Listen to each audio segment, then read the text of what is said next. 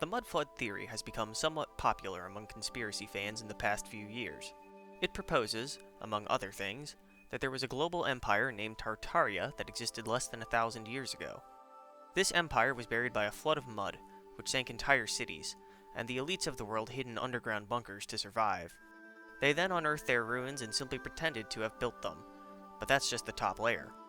It's a conspiracy that raises questions about the existence of giants, mountains being old trees, flat Earth, free energy, the lost tribes of Israel, and nearly all of recorded history.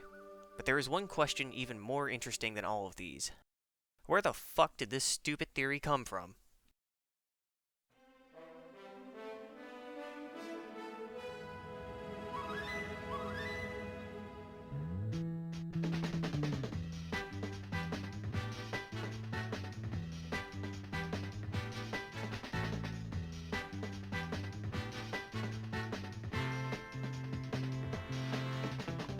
Honestly, choosing a starting point here is the hardest thing to do, since there's so much insanity to cover. But I suppose we'll start with the base for the mud flood theory: Bible literalism. Bible literalism is exactly what it sounds like, reading the Bible as if every single sentence is meant to be taken as the literal truth, and that there are no metaphors or figures of speech. The Bible is to be believed down to the exact wording. This is an ideology that can be traced back to the Protestant split with the Catholic Church, which can be broadly generalized as a disagreement with Catholic culture and governance. Out of that split, an uncountable number of Christian churches and ideologies emerged worldwide, but America developed two of the most influential: evangelicalism first, and from there, fundamentalism.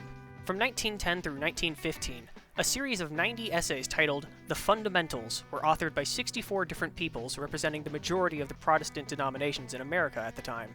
These essays espoused a number of Christian values, most fiercely argued being the inerrancy of the Bible and it being a literal account, specifically when it comes to the creation story in Genesis. Bible literalism certainly existed before these essays, but this time the message was distributed to a much broader range thanks to the backing of Lyman Stewart, the incredibly wealthy founder of Union Oil. 3 million volumes were distributed, mostly to ministers, missionaries, Sunday schools, and other Christian groups.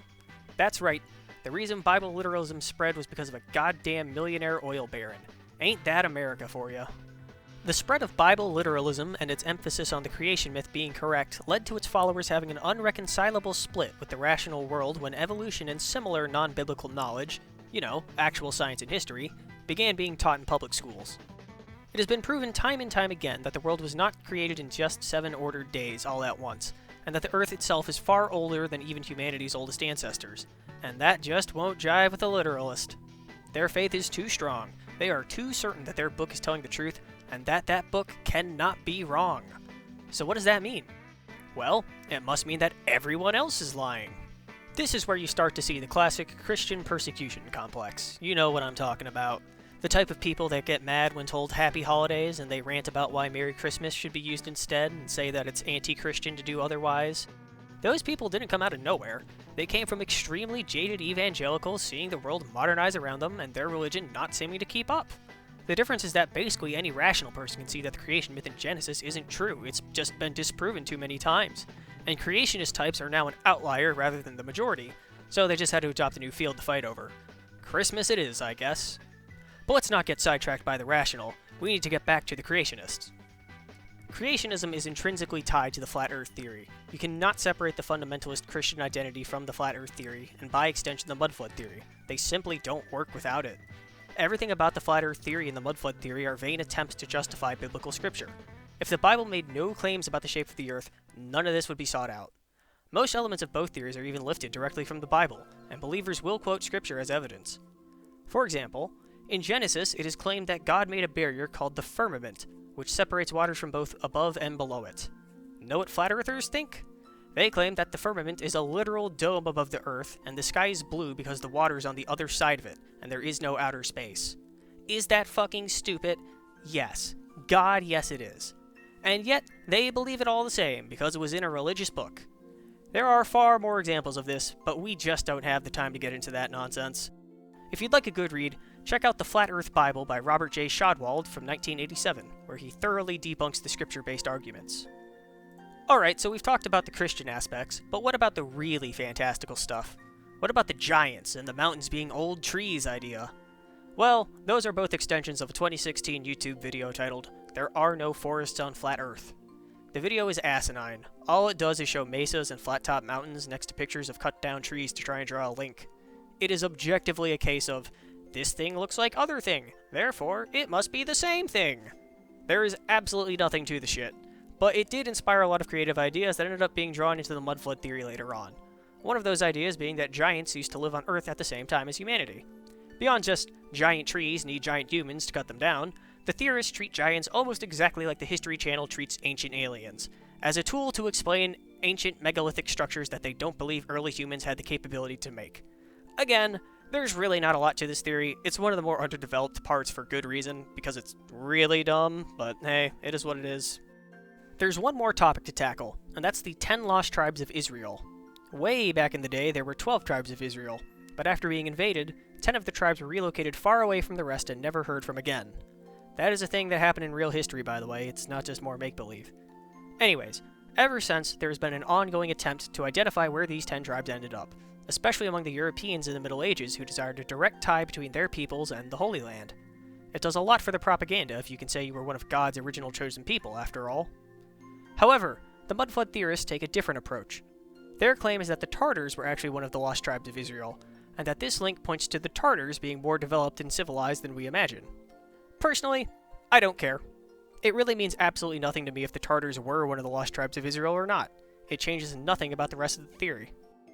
The evidence would say that the Tartars were not of Jewish descent, but again, it really doesn't matter much either way. And now, with all of that out of the way, the stage is set for the mud flood to emerge. The pieces are in place, and now to tip the first domino. But who tipped that domino?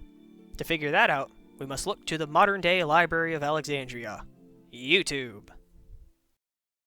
My personal introduction to the mud flood theory was in January 2020, when I stumbled upon a video titled The Great Reset, Mud Flood, Tartaria, Reset Civilization, by the channel Earth Unknown. It's a pretty fantastic video full of historic photos and drawings with narration explaining the fundamentals of the mud flood theory. Earth Unknown also linked to YouTube channels that he had learned this theory from, and the most notable of all these is one John Levi. His first video, uploaded on July 16th of 2017, is titled Roads Are Older Than You Think. The minute-long video shows text about his belief that an I-40 mountain pass in Arizona is actually an ancient structure, or something. Frankly, I don't care about the specifics here. The point is that he already had the idea of a forgotten and advanced civilization, specifically one in America, in mind from the very beginning. A showcase of disbelief in our modern world's capabilities right from the start. August 8th, 2018, is when John Levi presents to the world the fundamental basics that would lead to the mud flood theory. It's important to note that John was most likely not the first person to have these ideas, but he was the first to combine them and put them out there as a total package. That package is titled A History of Lies, and its contents are about just that. In the video, John rambles for 9.5 minutes about Nikola Tesla creating free energy devices, disbelief of space exploration, Hitler, in a positive light I might add, flat Earth, creationism, megaliths being unreplicatable, artwork declining from the past, rock-cut architecture, and star forts being a sign of past civilization. You get all that? The video's message is, to put it lightly, a confused mess. John makes no real attempt at connecting any of the topics. These are all just thoughts that are atypical to a normal education. There's a loose theme of Christianity and God, of course, but nothing concrete. To add to the confusion, a couple weeks later on August 27th he releases The End of Tartaria, the first time Tartaria is added to his lore collection. Still, there's no glue, nothing sticking any of this together. September 16th, 2018, we get a major clue. A video titled The Mark of Tartaria, in which he talks about Tartaria originating the Roman architectural style found around the world. But more importantly, in the description of the video he says, I would like to thank Mud Flood for his amazing research on Tartaria and the inspiration for this video/rant. Do check out his video below for the rest of the story on the brothers that ruled 2 parts of Tartaria. Unfortunately, no video link is provided.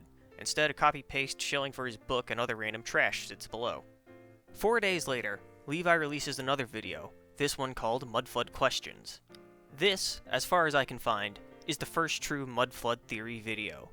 He claims that buried ruins around the world are buried because of a worldwide catastrophic mud flood, that excavations occurred only 100 years ago, and that all the other shit he's talked about in the lead up to this video is connected to this quote-unquote Great Reset that happened a century ago.